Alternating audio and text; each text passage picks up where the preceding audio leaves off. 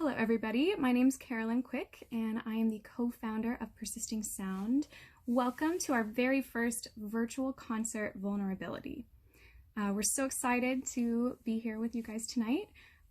We will be presenting 6 pieces, all vocal music dealing with self-reflection and emotional honesty.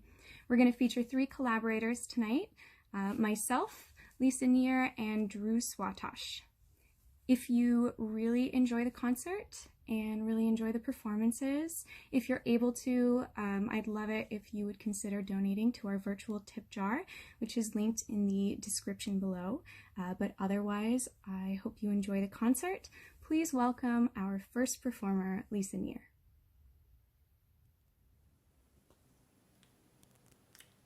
Emily Lau is a mezzo-soprano, composer, and the leader of Big Mouth Society here in Portland, Oregon.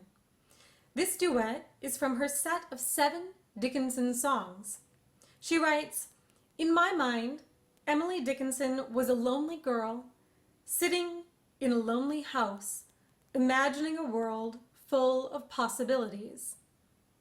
And I think we can all relate to the feeling of sitting alone in our houses right now.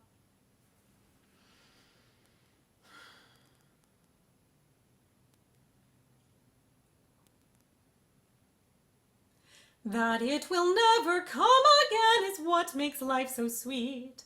Believing what we don't believe does not exhilarate. That if it be at best an ablative estate. This instigates an appetite precisely opposite. That it will never come again is what makes life so sweet. Believing what we don't believe does not exhilarate. That if it be at best an ablative estate. This instigates an appetite precisely opposite. The next 2 pieces on our program, Vulnerability and Dead Fires, are from the Dead Fires anthology for solo unaccompanied voice, which I have been composing during quarantine. Vulnerability, composed for soprano Stephanie Lamprey, was inspired by Yoga with Adrienne's Yoga for Vulnerability practice and the uncomfortable emotions that we, as both a society and individuals, have had to confront this year. Dead Fires, composed for soprano Carolyn Quick, sets Black poet Jessie Redmond Fawcett's poem of the same name. Fawcett's poem highlights the idea of fighting against the gray, such as depression or systemic racism, which I worked to capture in my setting of her text. I hope you enjoy these 2 selections from the Dead Fires anthology. I breathe in.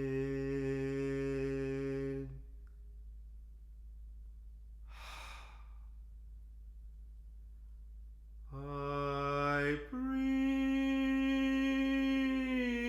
out.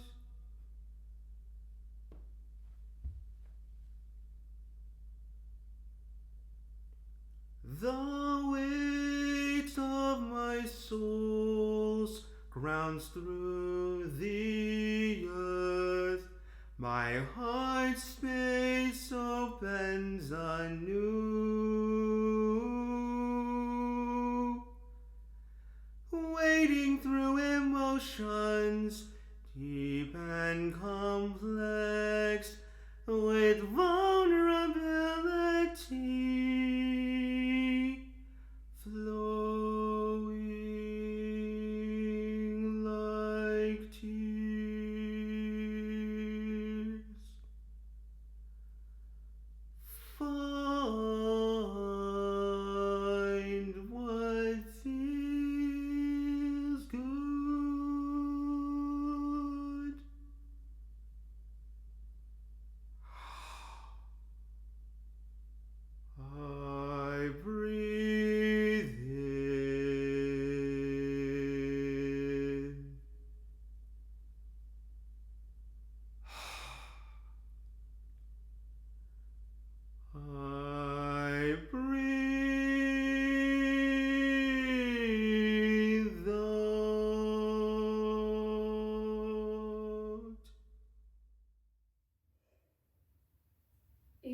This is peace, this dead and leaden thing, this dead and leaden thing.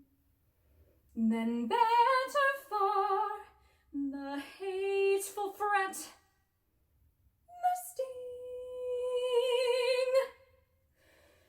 better the wound forever seeking balm, than this grey calm.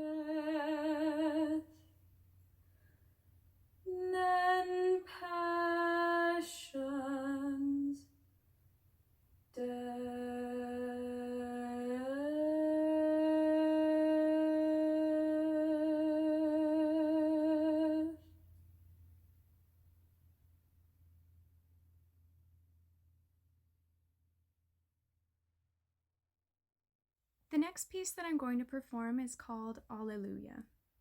I wrote this piece a few months ago, and though Alleluia is normally a religious word and used in those contexts, here it's meant to be just a neutral word. Each time that word is sung, it takes on a new meaning.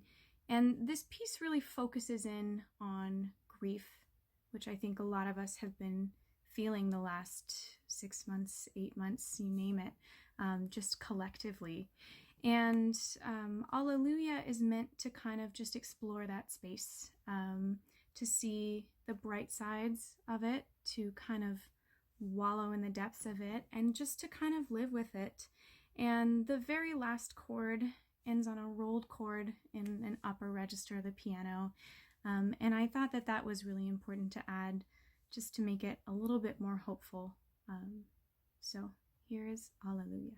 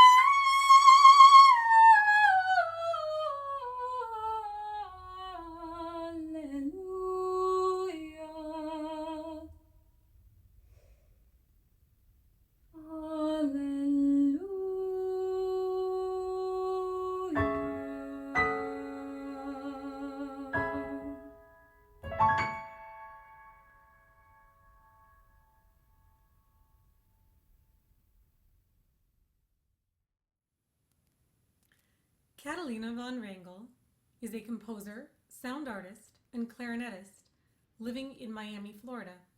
We met here in Portland, Oregon at Lewis and Clark College, where we were classmates. Alone was written in 2014 for my One Voice project, and I have performed it many times since. The piece explores our need for time to ourselves and our need for companionship. It has taken on a new meaning for me this year, while the pandemic has kept me away from people that I love, or only seeing them through technology for safety.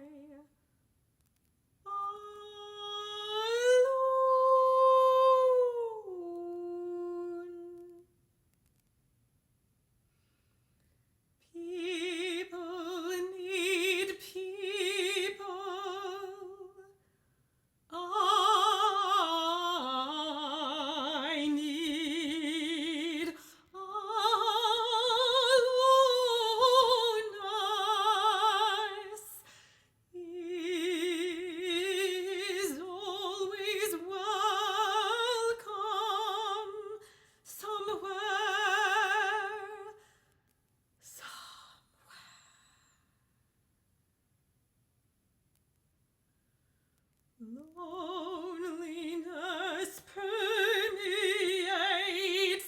quietly.